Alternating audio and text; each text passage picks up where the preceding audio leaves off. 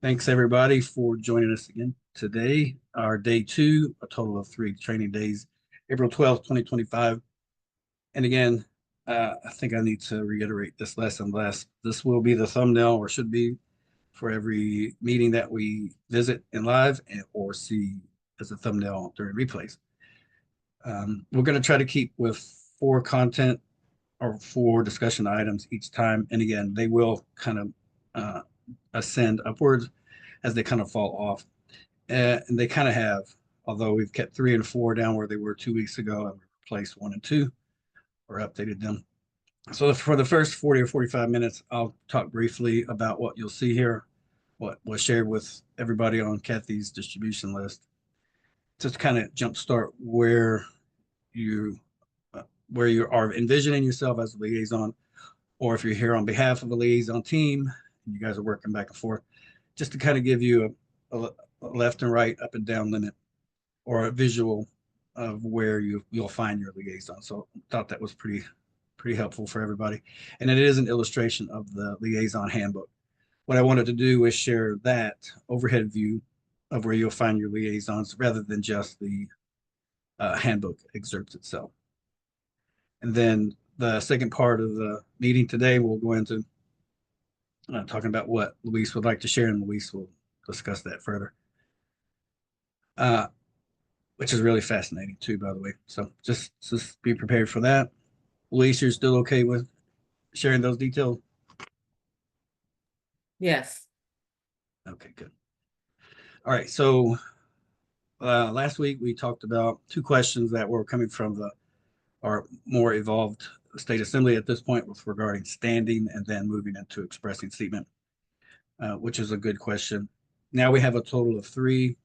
I'm able to answer this question more, but I just wanted to share with everyone here how questions can come to yourself as a liaison from either your marshal at arms or your commander.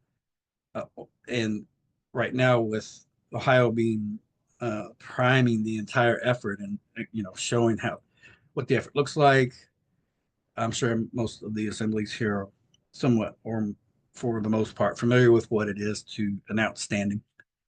But then, how do you get to that point? Other assemblies may be asking that, and then how do they converse with their liaison, and what does that even mean? Well, Ohio is definitely ahead of the game here.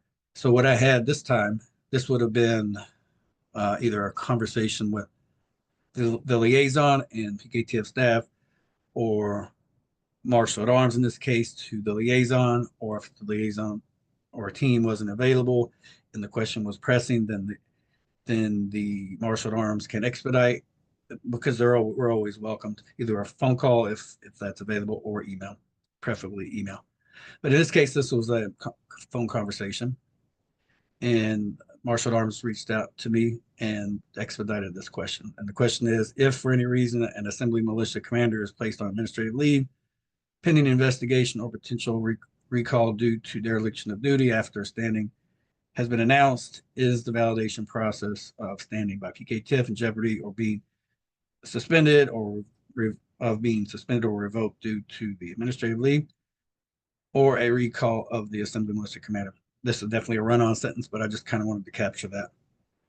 And this is either real or imagined, but it's just some things that any assembly can ask for, even leading up to or prior to standing. So, and this is a good question. The answer is no. And I'll emphasize the part. Is the validation process standing by PKTF in jeopardy? No, because as liaisons, we're just to kind of ferret out more what the validation process is. The liaisons are in receipt of validated material, published material that has already went through the gambit of being built out, discussed, adopted, sent back to committee, whatever. So it has been then ran all eyes, all interested parties within their assembly has handled that material. and that's the validation process. By virtue of that, then the liaisons you hear then take that material, of course, let the Federation be aware of the updates, and we'll talk more about that. But that shows how then the Federation is aware because they have a fiduciary responsibility to the world to announce and to be abreast of evolving assemblies. So that's the validation process. If in this case, uh, uh, advisor, which that's what a militia commander is, in that role, they, for whatever reason, if they're placed on administrative leave for whatever reason, called out of regular session service, that would not hinder the validation process as we know it to be. So well, I'll expand more on that in other settings. Okay, so we'll chug through here, but before I do, does anybody have any questions really quick? We want to try to capture questions early on. Go ahead, Kimberly.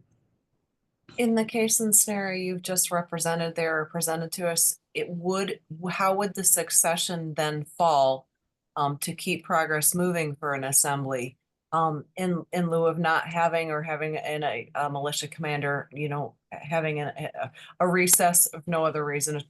Is that something, who steps in at that point to help keep moving? Well, yeah, that would be something that the state would need to announce to itself. That would be something definitely newsworthy. You in the future, you would see that on your local or your network channels across all of the state. That's an issue. You would probably see that as a kind of a Oliver North kind of executive session kind of a thing taking place on the state because it's kind of a big deal. Or it's absolutely a big deal, newsworthy to have your State Border Defense Advisory Field Command being suspended for whatever reason. And it's a really great question. But who steps in? I don't really know at this point. But that would be probably the question is prompting contingencies that Ohio may be working on. So it's a good point, good question, and good inquiry into the question itself. Go ahead, Richard. Did I answer your question, Yep. Kimberly? Thank you. Sorry. I'm sorry.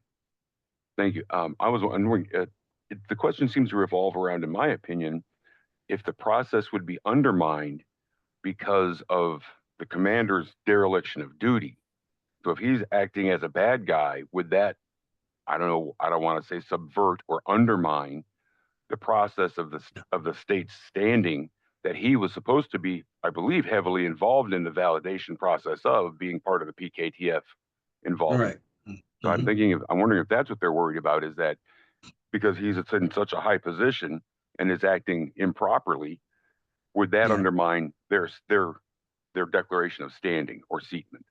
It would probably they'd have to have more of detail of the scenario itself to kind of, because I just the question itself, the part that I honed in on is would that negate, suspend, or revoke validation process.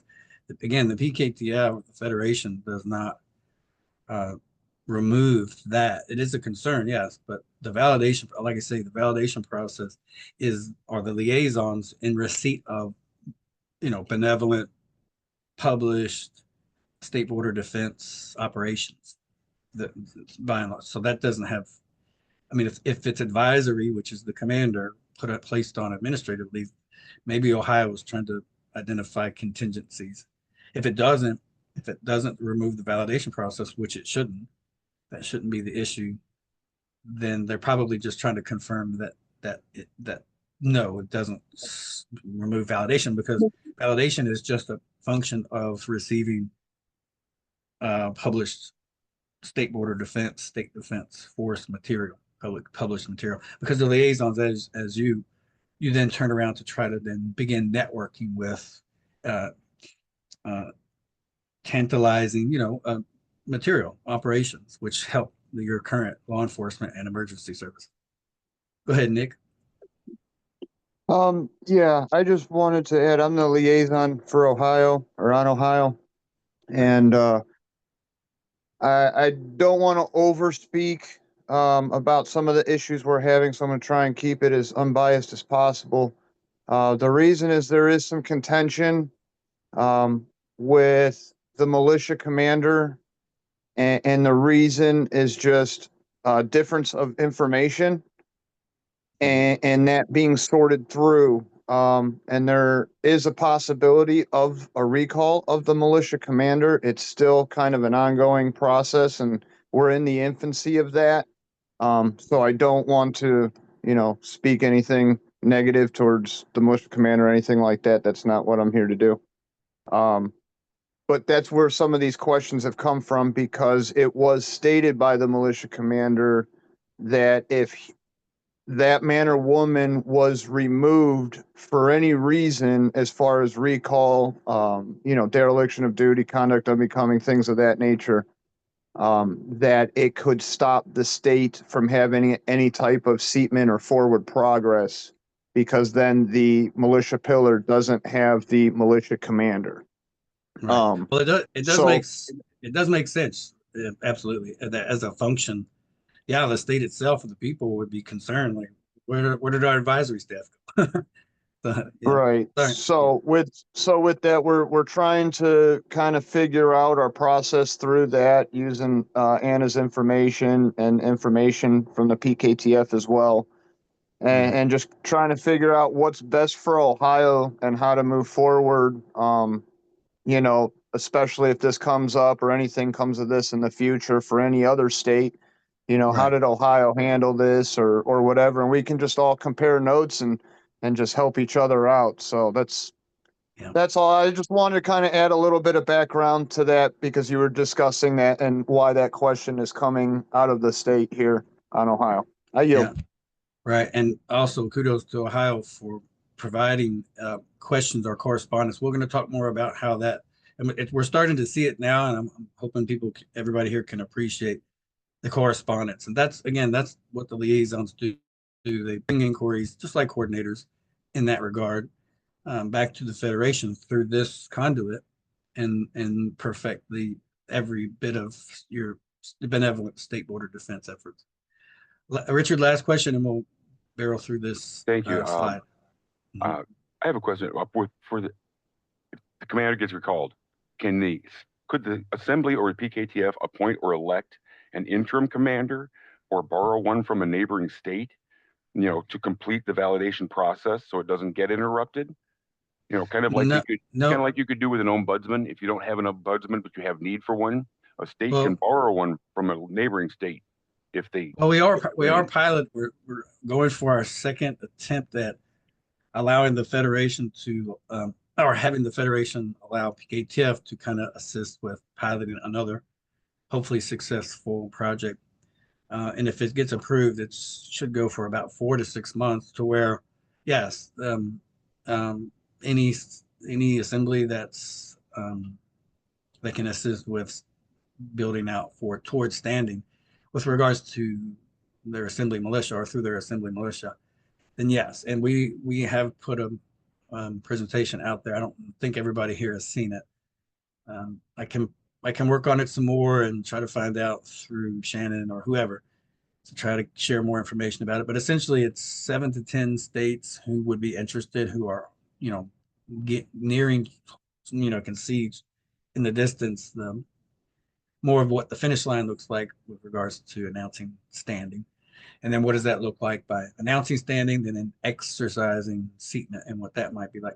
Anyway, if we have, like Ohio, and it sounds like they are working on their contingency plan, if everything goes well and if that pilot project gets approved, then yes, Ohio could assist a half dozen or more other states who would also be interested in, like you say, Richard, assisting with that.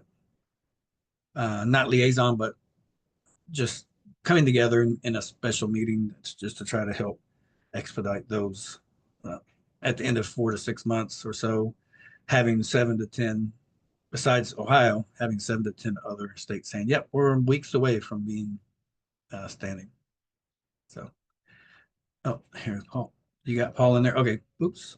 Go forward back. Paul just came in from Florida. Okay, so we'll touch on this. I want to kind of have only about 20 more minutes, 25 more minutes to share with you, everybody, with what I have. Okay, so if you'll note, if you recall back, we had 5 points, and you'll notice a theme with this particular PowerPoint presentation. Its icons and its levels are in groups of 5. But the first part of the efforts for 2025, it was training. I can go back and show you guys that. Let me just kind of go back for one moment, see if I can find that. Remember that this slide presentation is ongoing, and it's 50 or 60 slides altogether. So you'll see training here. We touched on training last training day. Onboarding will be next, 2 weeks from now. Then meeting coordination, community engagement, disaster response. So I'm highlighting point 1 as training for this week.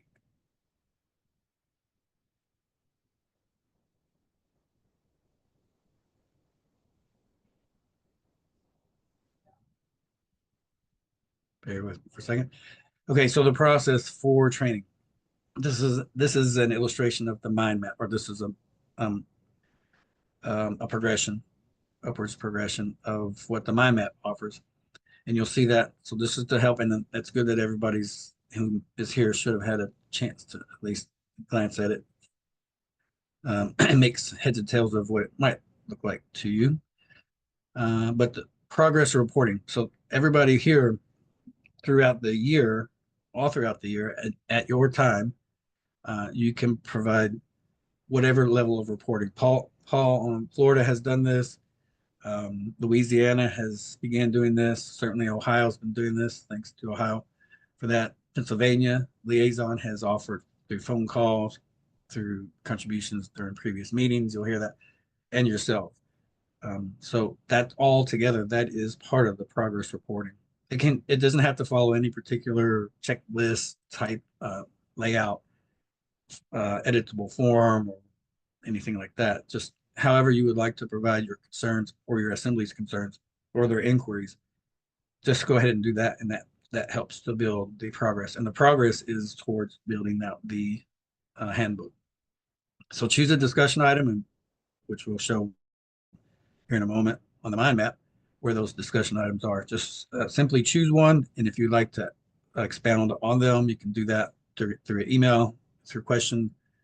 And then if you have questions about a certain discussion item that you'd like to reiterate, if you have the time, you can go back through, and you'll see this here illustrated, points 2, 3, 4, and 5, or 2, 3, and 4, how you can go through at your leisure and comb through the previous meetings and to try to find those details. And as an effort as a residue of previous discussions, that's what the comment sections are for on YouTube, to help out. It's a little bit of a chore, but the due diligence factor for going back through the replays or having the replays available, all of that combined is what makes this training maximizing the 2025 training. So going back through the replays and extracting what you or attempting to find what you answers that you are having, or if you would like to expound further on those talking points.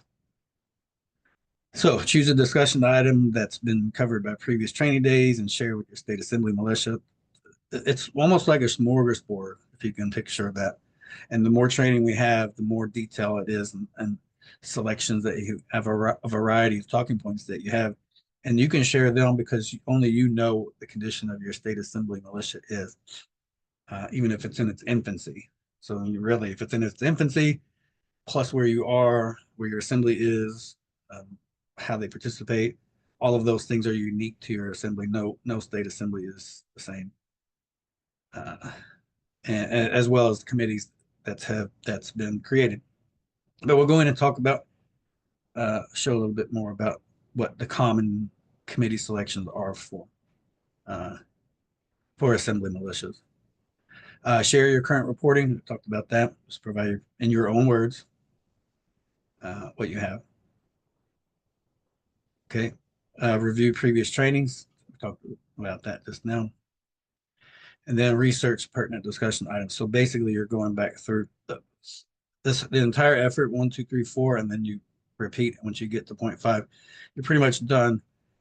As far as an expectation on where to find more information. And then if it's not there and you have a unique question, then provide that question to us and we'll try to find the answer for you. Okay. All right. So there's real quick, there's mine. I'm going to jump right into this. Still have about 15 minutes. Luis, are you still okay for the second half of the training? Yes. All right, good. So this is shaded now, but I am going to jump into that. Next, you'll have information from Luis regarding training reference guide for you and advisory discussion question. And yes, the evaluation presentation material. Let's see here. Completed on board. This is still on its way to everybody. This is in addition to the mind maps. We did touch on that last time as well. All right. I think that's it. Yep. All right. So let me know when you see the mind map. And I won't go, it's pretty Got it. exhaustive. We okay. see it. Yep, it is exhaustive when it's expanded. So it's collapsed. And we'll kind of play around with this. Reload this for a second. The canvas is super easy to use. There's not a lot of unnecessary bells and whistles. Other mind map software I've used is very over the top, extensive. So Xmind makes it super simple for everybody, and it's fun and it's very useful, in my opinion. I'm a learner in all of all levels: hearing, seeing, hands-on, visual. But I really appreciate this probably the most out of them all. Kimberly, go ahead. Just curious with this software you're talking about, is it available for both Mac and for PC, or is it only operating on one platform? Thank you. I don't know. We'll have to find that out. Yeah, it's a good question. I use PC. So, all right. So I'll back out just a little bit. Somebody finds out if we can use that on Apple II. All right. So let's imagine that you're a brand new liaison. Everybody's been there. If you're here, but you've been here more than one time, then you know vividly what it is to be brand new. And if it's new to you, by and large, then this is what your presence on your assembly looks like. And yes, it's not myself or any of the staff that is on your assembly. It's you coming with the training necessary to advocate for peacekeeping. And it's by and large, absolutely not to marginalize your coordinators, because the coordinators help with getting the word out. Their effort is with outreach, bringing people into the assembly, welcoming them, greetings and salutations is definitely part of what a state coordinator provides. But after the 4 assemblies are established in the state coordinator and coordination team, they can relax. They can go back into their, hold on.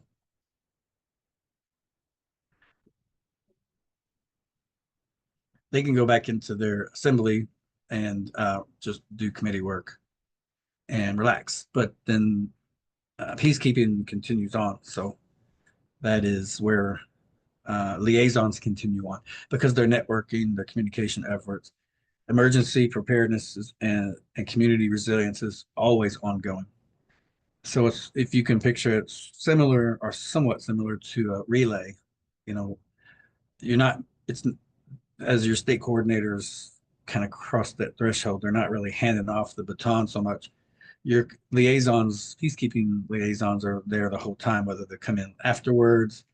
Yes, all of the assemblies are established now, so us peacekeeping advocates coming in afterwards really kind of meets the coordinator where they were, but then says, okay, we're here to focus on our communication and our networking efforts for our state border defense. That's the main difference.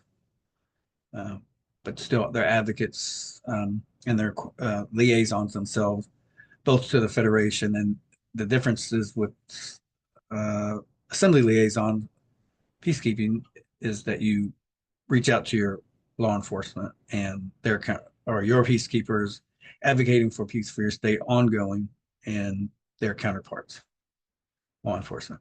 Okay, so I'm not going to build these out. You see them.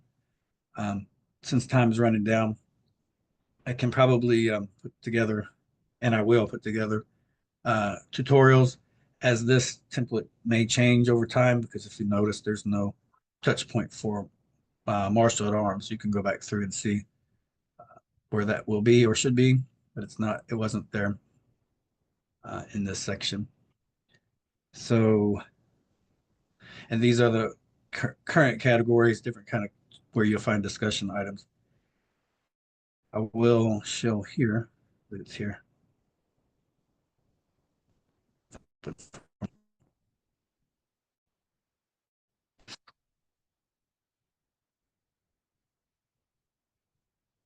It's not opening up for me, but under assembly militia subpillar, and when you expand the categories, it'll show how the efforts for building out the handbook actually comes from discussions that everyone here has with each other and with staff, directors, and it's a group effort. It's an ongoing group effort, which really helps. And yes, there's already information that's kind of front loaded already from the Federation, but your assemblies are unique in their own way. So that's what causes the kind of a galvanizing the handbook and making it more resilient because of the unique conditions of the assemblies with regards to assembly militia. Can you guys hear me okay? I'm getting locked up here for some reason. I can hear you. Yeah, we can hear you. Yeah, my screen's freezing up, so I'm gonna have to. Oh, there it goes. All right, so anyway, see if I can get this. Can you guys see this? Everybody? Yes. Yes. All right, let me reconnect. By the way, you can do your projects. I think XMind they only ask if you can share your or just upload your projects to the where you'll find the themes that you'll see. You'll see a lot of clever themes. I've actually repurposed this one myself, so it looks way better than what you'll see on in the XMind categories. But what you'll see here are different nodes. My map was built with nodes that kind of explains what to what. But this essentially accounts for what I know to be at least a fairly heavy additional work week, but only up to 8 hours. So you'll see here, this is an assembly militia committee meeting. I had a lot of fun with this mind map because I can relate to it quite a bit. Although I don't really attend my state assembly, general assembly meetings or committees because I'm more dedicated to all 50 states. So that kind of keeps me out of the loop, but I'll count this here as this meeting, which is 90 minutes. Counted here, 90 minutes, as you see. And this will account for my meeting, but not every week, every 2 weeks. If this was every week and an ongoing weekly commitment, I would account for 8 hours from all of them combined. But if it was, then I may have to share, or probably would definitely be better to share with at least one more liaison. So you'll see here. And you can add 2 liaisons and then I have a color. And which harmonizes if you did have another liaison, you could say, hey, whoever. If your name's Bobby and there's Susie, you could say, hey, Susie, I'll go to the General Assembly meetings, which is every week, if it is. Some are not. Some assemblies have every 2 weeks. And believe it or not, some assemblies have their General Assembly meetings every month, which is kind of crazy. But like, why only every month? But yes, it really depends, I guess, how evolved or less evolved they are.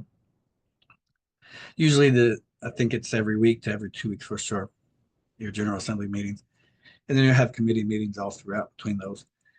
But this is a 5 to 8 hour work commitment for liaisons. So I would say to Susie, I'll take General Assembly meetings live. Of course, there should be replays available regardless.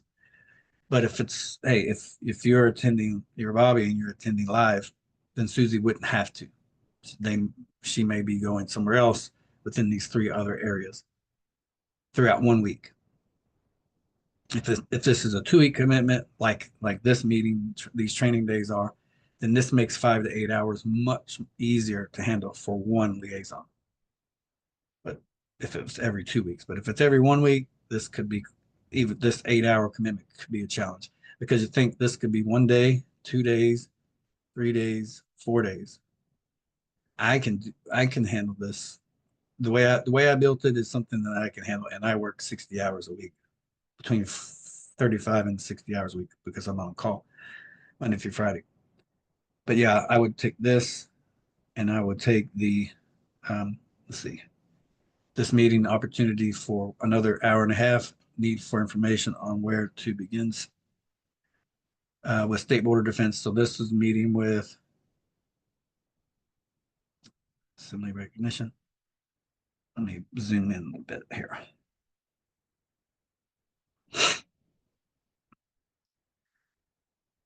A need for information on where to begin with State Border Defense strategy. So you're meeting with a committee, some committee, for the purpose of initiating network potential.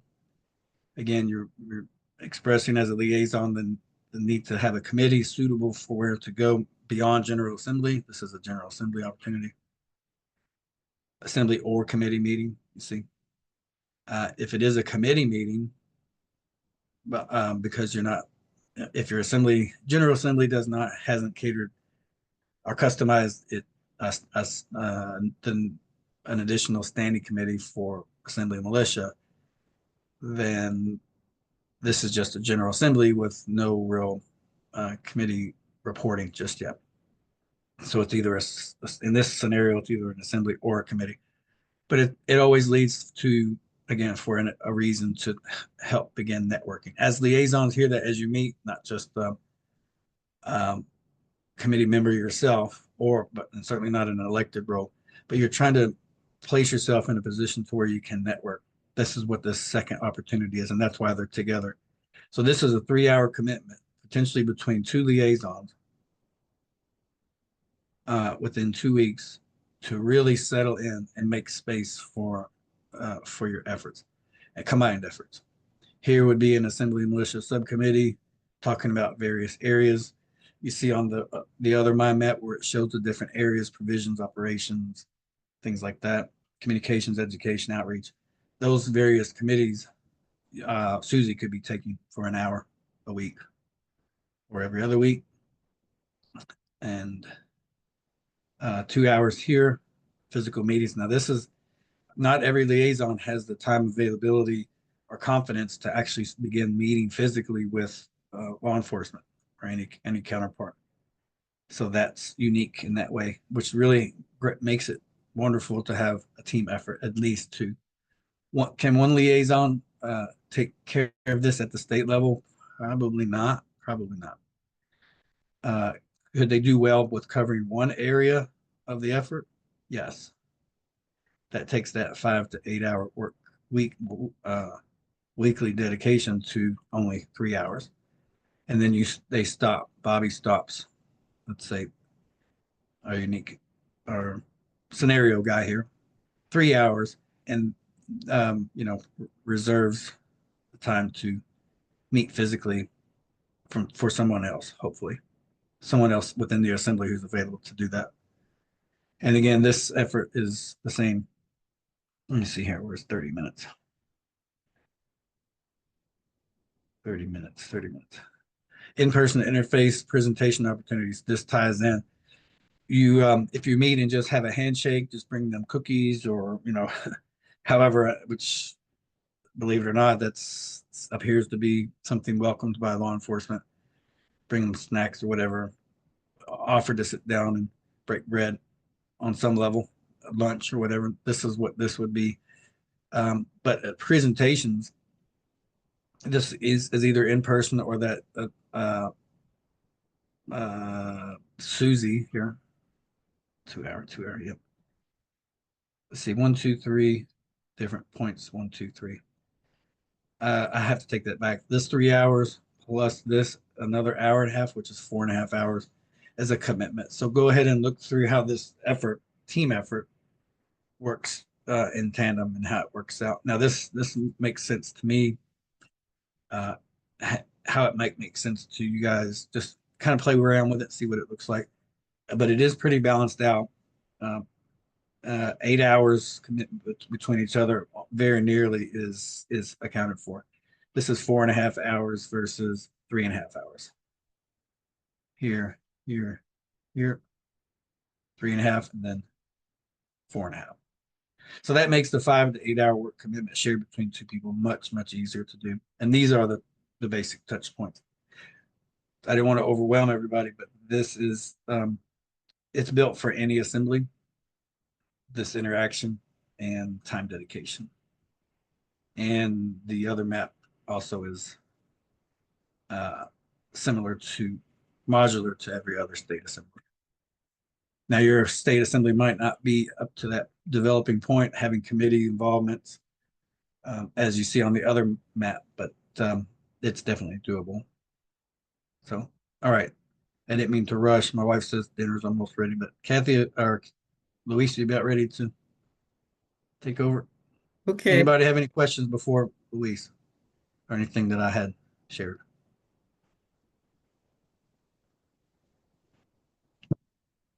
I try to get everything out to everybody's just at least a day ahead before so you can have a chance to look at all that. If there are no questions for me, I'll mute. All right, everybody. So what I'm going to go over real quickly here, got a few minutes left. Boyd and I are putting together a training reference guide, make it a little bigger, that you all can have in hand as you go introduce yourselves to our employees. So this training guide, I wanted to make it something like a quick reference guide, something easy and digestible for you to be able to go through with the sheriff or the governor or the attorney general or the secretary of state or whoever it is that you're going to be talking to. So in the Resurgence Project, all those people are included. So this right here came about because of a reference guide that the de facto is using to train their law enforcement agents to identify sovereign citizens.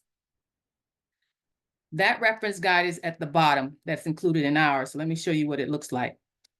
This is their reference guide that they've been using to train their law enforcement of how to identify a sovereign citizen. And if you look in the reference guide down here, well, we wasn't supposed to have it, but Boyd gave it to us. So anyway, if you look in their reference guide here, you can see these indicators look similar to the things that we use. The red ink slanted, copyright, the red thumbprint, 2-cent stamps, all this. So they use this reference guide to train their law enforcement about how to identify us as violent extremists and things like that. And if you, what I picked up out of this reference guide that I'm just going to focus on exactly, particularly as you all are talking to the de facto. This part right here, if you can read it, it says, sovereign citizens are U.S. citizens. I don't have to go any farther than that. Sovereign citizens are U.S. citizens who claim to so-and-so, so-and-so. So that made me understand what their premise is when they're using this word. Their premise is, you're supposed to be our citizen and you're kicking against the system and you're trying to say you have some rights and you don't have any rights. You better stay in your place. That's what they mean by sovereign citizen. And before our government was restored, I can understand why they're saying that to all the citizens in the world that's supposed to be U.S. citizens. Now that our government is restored, that's not gonna fly. We know who we are now, and we have our provenance, we have our assemblies in session, and everything to be able to prove that we are not US citizens. They can term their own employees the way they want to term their own employees if they're kicking against the protocols or whatever, but they cannot anymore put us in this category. And that was the inspiration for this training guide here. I wanted to create one that they are familiar with because they're familiar with this one, and one that was like we could use as a comparison to try to train them and help them identify the difference between their sovereign citizens and our American state citizens and American state nationals. So that's how this training guide, a reference guide that I created, is related to something that they already trained themselves to do. So the guide itself starts off, though, with the feel of what they have in their reference guide. Something like this, when we're training their law enforcement, I would think would come from the Continental Marshal Service, not the Peacekeeping Task Force. That's something that's we're debating now between the PKTF and the Continental Marshals to see whose header would go up there. But one of our headers got to go up there. And then the American state citizens are owed the law of peace. I use state citizens because they're used to the term citizen. They can relate to their US citizen, our American state citizen. So the different components on this reference guide are important. I put it here and outlined it in a flow, whereas whenever you get that opportunity to sit down with them, you can go through each section to explain what it is. And as we're preparing in the Resurgence Project, the peacekeepers to start approaching our employees, expect that it's going to be more than one encounter. So I expect at least 3 to 5 encounters with them to try to get a sit down. Yes, Kimberly? Questions are being asked if this document is ready for being put in the chat, or are we still in draft on this? Thank you. I can put it in the chat for you all for reference. It's not ready for publication right now. It's still this is the draft one. That's why you see all the boxes and everything. It's kind of a little harsh right now, but we'll make it pretty as we go along once we finalize things. But I will attach it to. I'll put it in the chat when we get done. I should have did it earlier. No problem. They were just asking and I didn't know what to answer. So I thank you for your time on that, and we'll look forward to it. You're doing great. Thank you. Okay, so the imagery here, so I'm just gonna highlight a few things. On the right here, this flag is on our postcards. So I am relating different images here and different information here that's also in our postcards, on our website for Claim Your Inheritance, in our video, so that the connection can be there. So that repeating of the information will drill down into their psyche. The information we're starting with here at the top defines who we are as American state citizens as compared to who they are as US citizens and the jurisdictional difference. So whenever, I just imagine you knocking on the door saying, oh, I'm from the American government. The militia commander here, and I'm the Peacekeeping Task Force liaison for the assembly. We want to introduce ourselves, that we are, however the conversation is going to go. And I have some documents here that I'm delivering from the Wisconsin Assembly, and I would like to schedule a time with you so that we can go over the documents, so we can, talk about the contract that we have with you, so we can make sure that we are working together to make sure the American people are safe. You're gonna massage it so that you can get an appointment. So there'll be a certain things in the packet that will inform them on what you're going to talk about whenever you get this sit down. So the first part that you can flow through is talking about who American state citizens are as compared to who US citizens are. Then you can go into a section here that talks about, I would go to the history first on the right. the history that we're going to highlight is when the American government was usurped at the Civil War. That's what we're going to highlight to help connect in their minds the transition of government when it happened and how we are returning it back into the rightful control of the lawful American government. So you would go talk about who we are as a citizens, and then talk about the American, the American so-called Civil War and how all that happened. And then that now that the American government is now restored since it's restored since 1998, we've raised the peace flag and all this conversation, right? You're trying to bring them in to help them understand where we are. And then you're going to go from there and start talking about the jurisdictions and who are the officers in each jurisdiction. So you can help them understand where they fit, where we fit, who they are compared to who we are, that type of thing. Then you go into the contracts. In your jurisdiction, there are these contracts that we made with you. In our jurisdiction, these are these other contracts that's made with our American subcontractor. And this is our, you got to let them know this was the agreement that we had. And this is, this is the place, the role that you had to serve, the capacity you had to serve us in, and we're trying to get it straightened out and get back into the rightful places of how we're going to serve the American public. You're going to serve in this jurisdiction. We're going to serve in this jurisdiction. Go again. Now we got to talk about what a citizen and a national is.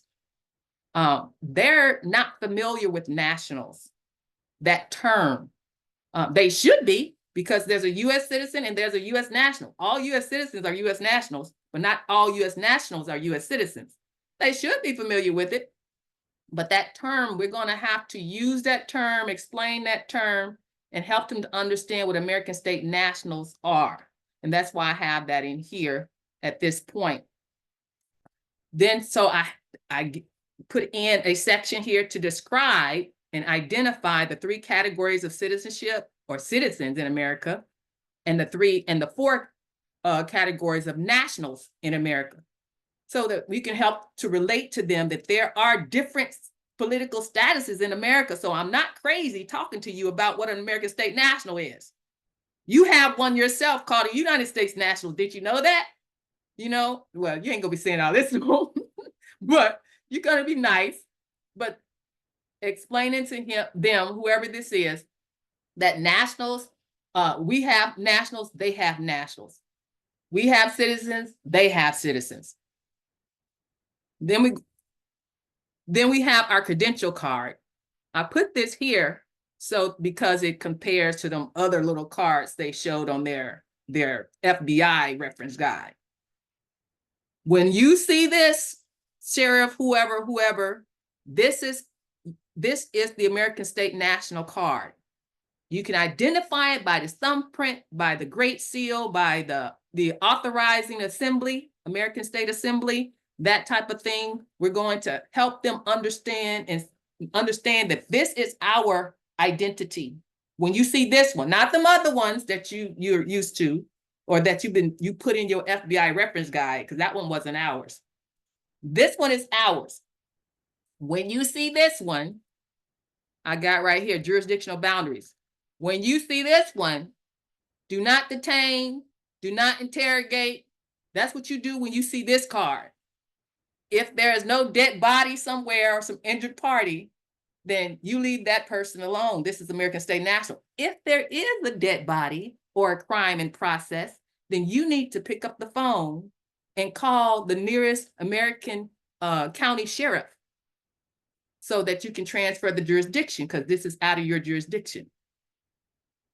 So that part comes right after that card. You see how that I'm telling them, this is the card. You identify us this way. When you see this card, call us and leave this person alone. Yes, Annette? Will they be calling our sheriff, or will they be calling their de facto sheriff? They should be calling our sheriff, the American Spectacular. government sheriff. Spectacular. Thank you. Appreciate The that. County Reeve. Yeah, whoever, I would assume it would be a county sheriff, then stop somebody. It could be a city sheriff, because we got to train them. All them, we're telling them we're educating them about the card and what they should do once they encounter one of us. Spectacular. Okay. So they will have the phone numbers or the contact information for our sheriff. Yeah, well, see, during the phase 3 process, remember, you're getting a sit down with this sheriff or with this governor or with this employee. You're having this conversation with them, sitting down with them. So you will tell them, well, you might be the liaison. They could call you, or they could Perfect. call the militia commander, or they can call the county sheriff, or they can call the assembly. All this information you're going to leave with them before you go. So they'll know who Perfect. to communicate with. Richard? Perfect. Okay. Thank you. Thank you. Oh, Sorry, that go was ahead. Yeah, I was gonna say, yes, thank you. What I was gonna suggest is, yeah, when we're having these sit downs with them and talking, something that we will probably have in our information that we're sharing with them and educating with them is contact information for if you do run across an American state citizen or American state national and you see this credential card, contact one of these people. Here's a sheriff's number, here's my assembly number, here's the chairman's number, whoever. And something else, honestly, even the de facto sheriffs, because they are supposed to be upholding the land and soil jurisdiction also, you could contact them if there's nobody else, and they should come through and represent and recognize our status and standing. Most of them probably wouldn't, though. I yield. Thank you. Thank you, Richard. David? Yeah, I would expand on what Richard was saying too. As I was sitting here listening to you go over this document, and I know it's a draft, I think it would almost be paramount priority to have this gone over with the de facto sheriffs, de facto, city or township or municipal police offices before someone makes a real earnest effort to seat their county assembly. Because then it's like, oh, that's these people. I learned about them. That liaison went over and talked to me about them. Oh, that's that ID card that they have. Okay, I recognize that. This is why. But yeah, and like you said, Louise, I think maybe 3 to 5 meetings even before you can really drill it into their head. That doesn't mean nobody can, become status corrected within the county, but before you make a concerted effort, people start, having their private flags, and flashing their IDs and everything. I think it might basically derail a lot of confrontation and definitely leave them without excuse if they've been properly notified, that we're here. So I see that's the intent of what you're doing. I think this would be very valuable though for county assemblies that are just beginning to start to become seated or making an earnest effort towards it. And I understand a lot of this is being done from the state level on down. I know in the Resurgence Project, the goal was to talk to the higher ups and have it hopefully trickle down to where it becomes easier as well when you're dealing with it on a county level. But this is good stuff. Thank you for this. You're welcome. Okay, so we got a few more minutes. I'm going to brush through this. So here, again, you see the flags. That's what's on our postcard. So I got that imagery there again. And then so they can see the difference between there is a peace flag and there is a wartime flag, which you are going to talk about already in here, which you talked about here in the history, when you talked about Open Gate and the silver peace flags. You talked about that there already. So when you get here, they'll recognize that. On the left, it talks about what are the status capacities of an American state citizen, American state national, helps them to understand that more compared to what a corporate citizen is on the right. That's just for their education. And then more education on the sovereign citizen part. When you leave that office, you want them to really understand the difference between what a sovereign citizen is and what an American state citizen is. And know what jurisdiction each one fall in. Because the sovereign citizen, it is in their jurisdiction because it's a US citizen. But the American state citizen is not in their jurisdiction and is not a sovereign citizen and cannot be by their own definition. So their training, somebody's messing up in their training. So somehow that has to come across that somebody's training is not correct. And on the right-hand side, and Boyd really laid this out on the right-hand side, why peacekeeping agencies must learn this. It says misidentification of state nationals as sovereign citizens constitutes dereliction of duty. Enforcement without jurisdiction is a breach of oath and trust. I think he really honed in what your message will be before you leave there. And then the last, no, this is not the last part, but this section here is the directives that we're going to inform them. This is what needs to be done now that the American government is restored and in session. All government administration is required to do these things right here. You're not going to enforce these things on them. You're just going to inform them that this is what the American government is requiring the employees to do. You have to create in your databases the title Foreign Sovereign American State National American State Citizen, so you'll know where to put us when you encounter us. You're going to need to erect the billboards in your courtyard to direct people to correct the political status, because they're our employees and we're trying to get their cooperation to help us put things straight. You're going to raise the peace flag. That's another thing we're going to require of them. And I also think it would be a good gesture for the assembly to take a peace flag with them at some point during this encounter. Take a peace flag with them so that you can gift it to them and direct them to, this is what you'll need to raise on your poles outside. Yes, Kimberly. I was just going to recommend that they often have newsletters that they send out either quarterly or annually or however they do it. Maybe a requirement that they start to publish us in the newsletters would be a good thing to add to the requirements. Thank you. Just put that in there. Yeah, I like that. And then the last one I thought of, allocate space in every government building for the American government. We get our space too. We paying for all this stuff.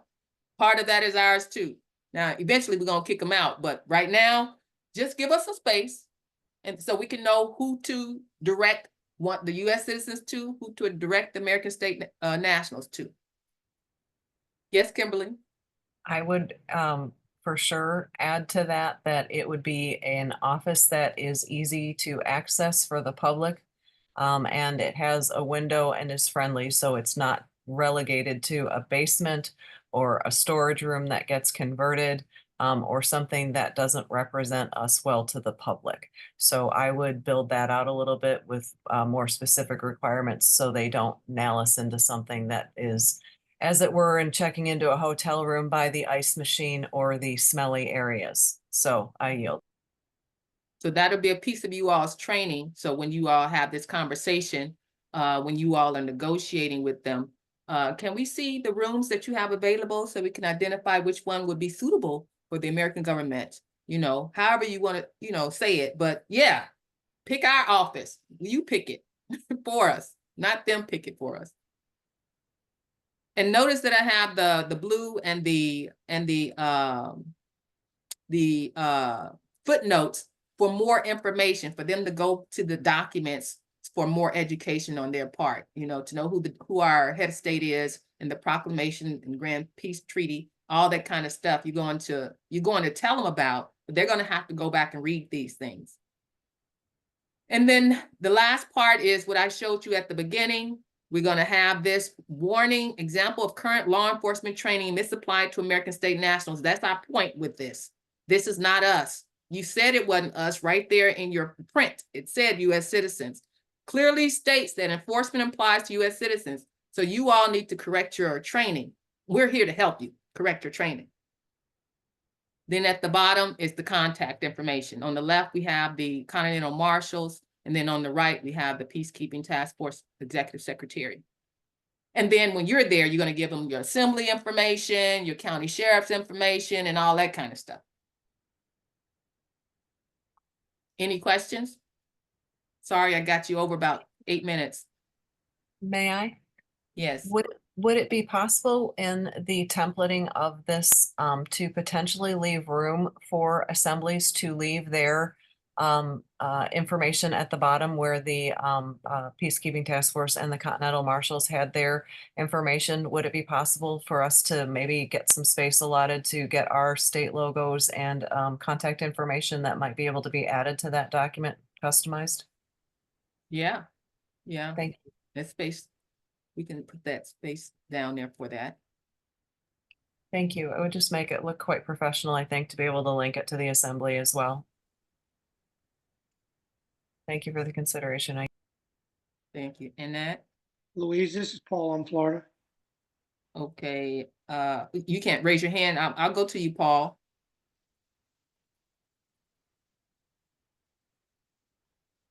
Can you, did he leave? What happened? Oh, I'm here. Okay, go ahead. This is no small matter, but this really kind of brings the reality. Don't we wish that the great fraud could just be fixed by our intellects? But it's much more serious than that. That's why the two areas that have, were in this satanic plan was to create unending wars on one end, and of course, unending poor health on the other. Because for people to use their executive function, they've got to be well enough to be able, they say, well, I agree with you on principle, but count me out. I mean, there's things that we talk about that trigger people's belief system. And unless, and that's what we do. Very specifically in holistic medicine, we treat people so that they're able to be well enough.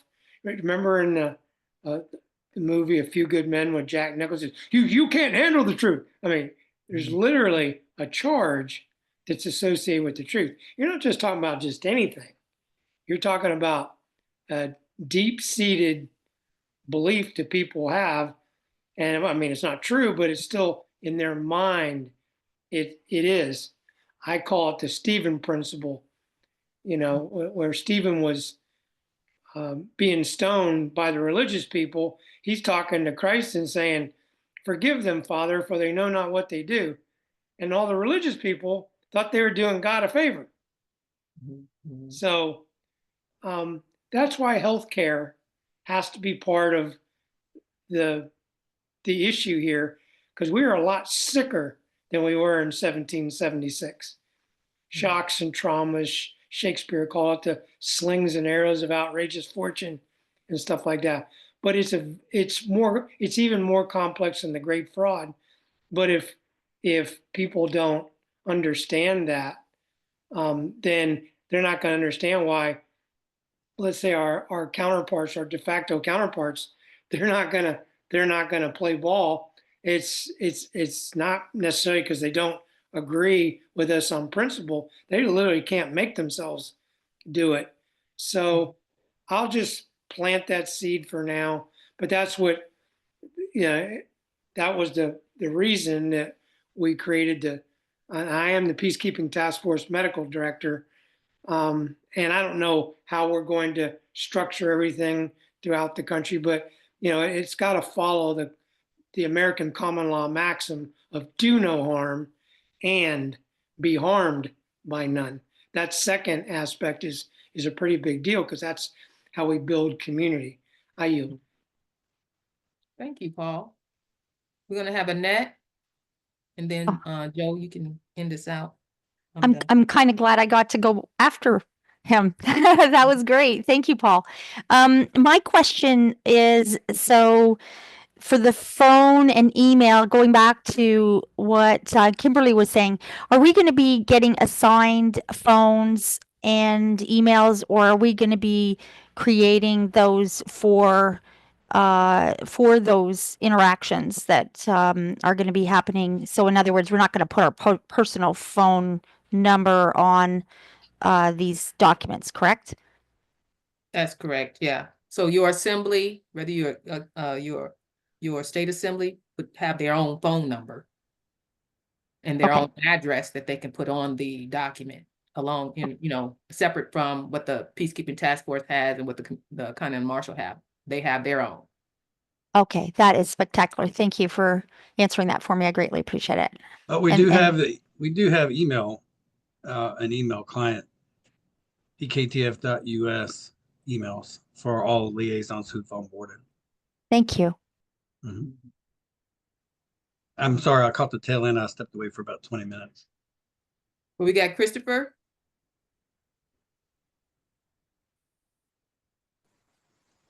Yes, I was just kind of curious, and maybe it's not really my place to ask the question, but I know we're talking about talking to law enforcement, the sheriffs, et cetera, so forth.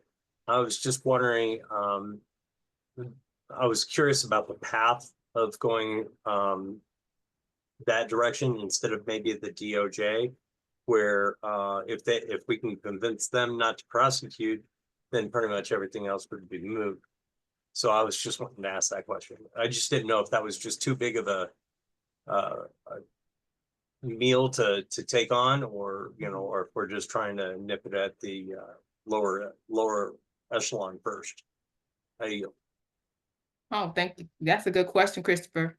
That's what the directorate is handling. So if you go back and watch some of the strategy task force sessions, you will see, I think it's session 11 or maybe session 10, where I talk about how the peacekeeping task force have our own mission, where we're going to be talking to the higher ups, meaning the president, the Department of Justice, Department of State, Foreign Relations. Those are the people we will be talking to while you all are talking to the governor and county sheriffs and state's attorney, those people.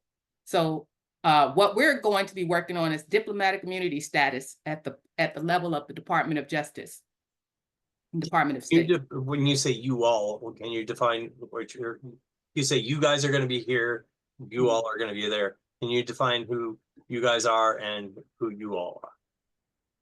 The peacekeeping task force liaisons, the militia commanders, the county sheriffs. You all are going to be talking to the state governors, the state secretary of state of the state, the county sheriffs. That's who you all is going to be talking to. The peacekeeping task force directorate, me, Boyd, Joe, Anna, we're going to be talking to President Trump, Department of Justice, the Federal Bureau of Investigation, Department of State, the U.S. Department of State, the U.S. Department of Justice. Those people is who we're going to be talking to. I see. So we would be more at the county level, where you guys would be more at this U.S. level. You're at the state and county level. State and county level. Yes. Yeah, we're at the U.S. level. Okay. Thank you for So clarifying. we're going to try to hit them all at the same, all different ways. Thank you for clarifying. I yield. Any other questions? I yield, Joe. Thanks, Luis. Were there any questions for the material, the first part of the meeting for me after I stepped away? No. No. Oh, grab the document out the chat I put in there. Sorry, Joe. Oh yeah. Christopher got a question. Okay. When you started at the very beginning, you were showing all those charts and everything. You had put is that just a link that you put in the chat? Yeah, that was a link that I put to the software that you were using, Joe. You had in your document. All right. Yeah, and it's open source. It's not, I mean, just simple. Besides the question, is it Apple or Mac or Windows? I don't know. I know it's Windows, but it's open source. So it should be in your app store. Okay. Microsoft for sure. Yeah. Deal. Super easy to use, and free account. You can just share with each other back and forth and build your own maps. And without it, maybe I don't want to speak for everybody or insult anybody's intelligence there, but it may have been difficult to see where you might find yourself as a liaison in your assembly. So that first map really helped to identify. And again, since the state assemblies are modular, when they're built out, then it makes it much easier to see where your trajectory is going if you're not there already. I know Nick is working with one of those 5 committees, and Ohio uses provisions, operations, I think communication, education, maybe just 4. Oh, Yeah, and that's difficult to manage because each one of those committees are separate. So the time, even if they're just an hour each, and within 1 week, that's 4 hours of those 8 hours that we anticipate. So it definitely is good to have a second assistant or get a liaison team. And then we're going to talk more about the management aspect, which is also on the left side of that peacekeeping advocate presence within your assembly. To the left, it's at the bottom, you'll see it. And you have a management team. Then we start talking more of the nuts and bolts of what we've talked about for training, all of the PowerPoint presentations, where you find yourself, the discussions that your assembly has had, and then everything that you share with each other here. And I don't know who mentioned that earlier. I think Richard talked about kind of that synergistic opportunity where other participating states assemblies can come together with the emphasis on militia. And 4 to 6 months, it's very doable that those participating state assemblies can say, you know what, we're ready. Because of this effort, we're much more ready than we are, or that we were 4 to 6 months ago. And perhaps we're just weeks or maybe a month or 2 away from announcing standing. So pretty exciting. We haven't been able to get that opportunity yet. We've built out an outline to show what it could look like, and we've provided that to the fiduciary office for approval. But they're busy right now, so we got to wait. It's a little bit longer. I can provide updates to those, and you can find any potential updates on our blog about that opportunity. So, Richard, keep your fingers crossed. Can probably get Illinois. I named a few states, if I can recall. Washington, California, Texas, 6, 7 to 10. Florida, of course, Ohio, of course, Missouri, North Carolina at 7, Louisiana is 8, Pennsylvania 9. I can't remember the 10th one, if we even had a 10th one. Michigan. Oh, Michigan, yes, that's right. Yeah, there we go. There's the 10. And we want to try to keep it where the interest is and where potential has been expressed. And we only can know that. The Federation can only know what the potential is by you, all of you sharing your optimism and your actual progress. We would could not possibly know. That's just almost logistically impossible to try to reach out to, for us 4 in this directorate, to try to reach out to all 50 assemblies. But by everybody here being separate from your state, this is definitely doable. See, Florida, Annette, Florida, there's several people from Florida here, Illinois, and Missouri's here, Michigan's here, Colorado's here, Arizona, Ohio. This is how we can know if such pilot projects are doable. But by your reporting, letting us know how your assemblies are going. With the militia, we don't have space to. We do appreciate all of the other 3 pillars, but we just don't have the capacity to assist with that. Okay. Any more questions? So, Kimberly. Thank you. I just wanted to let you speak a moment. I wanted to just offer that I have had a couple meetings with various de facto. In fact, yesterday I had a meeting with my local postmaster. It ended up being a 2-hour meeting, and it was a really wonderful meeting. And I think the thing that I would offer in the experiences that I'm having is I'm really starting to see the men and women that are standing there behind a shield of being frightened themselves. And I know that sounds a bit crazy, but the innocents are starting to wake up, and they're panicking a bit for their complicity and how do I get safe and how do I correct and so forth. So I'm finding that the as quick as we can get down to relating to one another as men and women standing in front of each other and the commonalities that we have right on deck with us. Firstly saying, I come in peace. I just want you to recognize that, I don't wish any harm on anyone. And, just finding silly things that you can have little giggles about that just makes your experience real. That's when I'm seeing the cracks. And that's when I'm seeing that I can slide something in and go, do you realize it's the semantic deceit that's gotten us all? And, even yesterday when I said to her, I said, do you know why they couldn't define the term a woman? And I started to peel the jurisdictions and the language apart and go, this is why. And it was just like things started to sort. Another thing that was really just powerful is when I handed her the evidence that the United States was a corporation that's registered in London.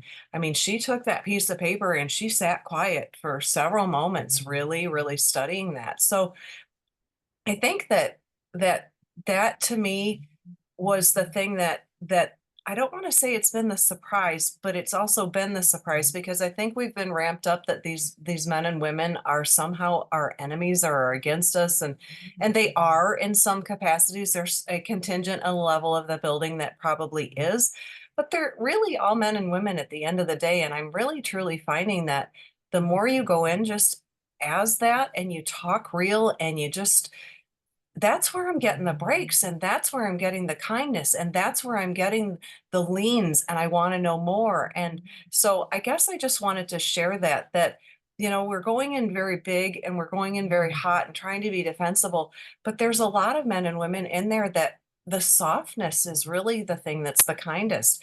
And I'm even finding, like you said, Joe, the cookies, oh my Lord, they make a big difference. And I think it's because these folks don't get to go to the bathroom on shift. They don't get to get food in. And, if you've ever rigged retail, you know what that's like. You're on from the minute you hit the place and you go. So anybody that offers you even just a piece of toilet paper under the thing, it's it's just a service to one another. So I think the quicker that we can get down and realize that these are men and women that are there believing that they're helping us in a lot of ways, and that there are a lot of innocence in there, that it's helping. That's what I'm seeing as the thing that's being the most help. So I just wanted to offer that because it really, it's notable, it's tangible how much it really does help. So I just wanted to offer that and say that I had an awesome meeting with this woman. I think she's going to help us. And I'll really recommend to you, go meet your postmasters. They might really be a huge, huge help for us here. So just start to build some friendly relationships that way. And I think you'll find that it will go really, really well. So another avenue. Thank you. Excellent. Annette? Wow, thank you, Kimberly, for sharing that. That's really awesome. So we've done on Marion, we've done newspaper ads, like big ones, and that has had an amazing response. So we're just letting them see our elections, letting them see what we're doing, making it very professional. That has been amazing. We also did mail outs, 2 sets now to all the sheriff's department offices, giving them the documents to help, exactly like Kimberly said, let them see it for themselves. The only one I would be disappointed, or we were disappointed on a totally different thing, ended up at the FBI for a case that's not about this at all. And I went with one of the men who is one of ours, and just as a support system. And now it makes sense for what you just showed us, Louise, about the FBI, because they were like, this is never happening, and they handed him back his card. And so now I understand that, looking at that FBI thing that you just showed us. Amazing. That connection just clicked in my head. But we've had really great response, and I know a lot of sheriffs on the county, and so they said to us, hey, we're good to work with you. I've showed up at different things with ASNs that needed help, and they were really respectful. So I've got a good for the future. I'm feeling really good about it, or at least on this county. And I want to thank you for let me have a minute to say that. And I appreciate this. Tonight was amazing. Thank you. Thanks for the updates there, Annette. Okay, Bobby, oh, where did Bobby go? There you go. Your hand was up, Bobby. Guess not anymore. Mm, All right. mm. Yeah, well, I missed the first the portion of your opening there, Louise. Is there anything that you wanted to touch on that I might have missed first 20 minutes? Your portion? No, I completed what I needed to say. Mhm. Yeah, I'm looking at the list of it. I see just pull it up here, the advisory videos. Oh, that you're was for asking you. That's not for them. Okay, yeah, I'm just seeing it on YouTube. That's new. That's new. Oh, you want to show them the advisory videos? Let me put this in the chat. Yeah, I'll share my screen. I'll show you guys. This is I was working on this for the Resurgence project. And I'll put it in the chat where they can go see.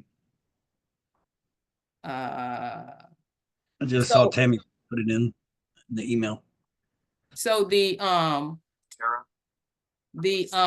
advisory videos. So for the project, there's two sets of videos that I'm making. And that is, one is the training for the assemblies, and the other one is an advisory series, I call it. And it on 1776 Union is our YouTube platform for the think tank.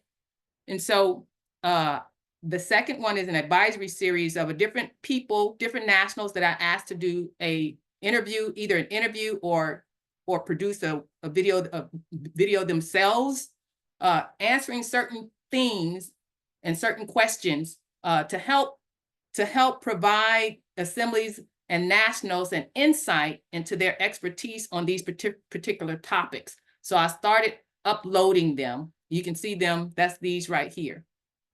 I started uploading them to our YouTube platform, and I'm one of the speakers, Joe's one of the speakers who hasn't gotten me his stuff yet, and then Boyd's one of the speakers, I'm waiting for his video, and Bobby is one of the speakers, I'm waiting for his. And I'm doing mine tomorrow morning for sure.